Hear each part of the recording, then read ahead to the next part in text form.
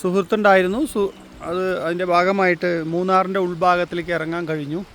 ഉൾഭാഗം വളരെ മനോഹരമായിട്ടുള്ള കാപ്പിത്തോട്ടം, ചായത്തോട്ടം എന്നീ സംഭവങ്ങളും മലനിരകളും വളരെ ഭംഗിയാർന്ന ഒരു അറ്റ്മോസ്ഫിയറാണ്. ഞങ്ങളിങ്ങനെ താഴത്തിലോട്ടൊന്നും ഇറങ്ങിയിട്ടില്ല. താഴത്തിലോട്ട് ഇറങ്ങാനുള്ളതിൻ്റെ റീസൺ എന്താ വെച്ചാൽ, നമ്മൾ മൂന്നാറിൽ നമ്മുടെ ഒരു സുഹൃത്ത്, വളരെ ഡിയറായിട്ടുള്ളൊരു ഫ്രണ്ട് റജിസാർ ഇവിടെ ഉണ്ട്.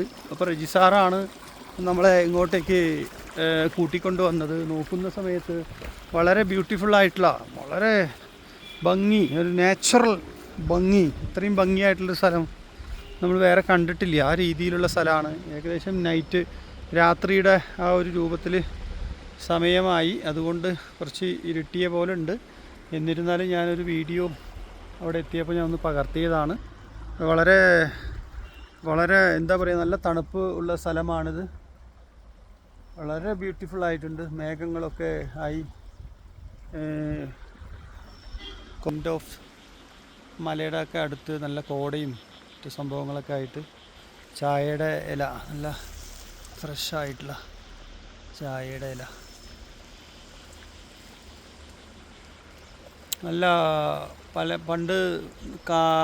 പണ്ട് കാലങ്ങളിലെ കാടായിരുന്നു. അതിൻ്റെ ഇടയിലുള്ള കല്ലുകളും ഒരു വലിയ പാറക്കഷ്ണങ്ങളും, അതിലെവിടെയൊക്കെ മണ്ണുണ്ടോ അവിടെ എല്ലാം ചായച്ചെടി, ടാറ്റ നട്ടുപിടിപ്പിച്ചിട്ടുണ്ട്. അതാണ് ഈ കാണുന്ന തോട്ടങ്ങളൊക്കെ.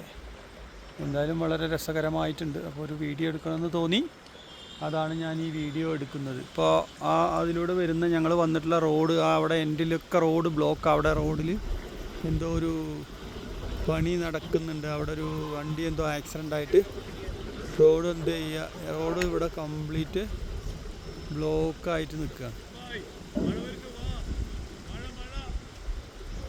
ഓക്കെ, അപ്പോൾ ഞങ്ങൾ ഇവിടുന്ന് ഇറങ്ങാനായിട്ട് തീരുമാനിക്കുകയാണ്.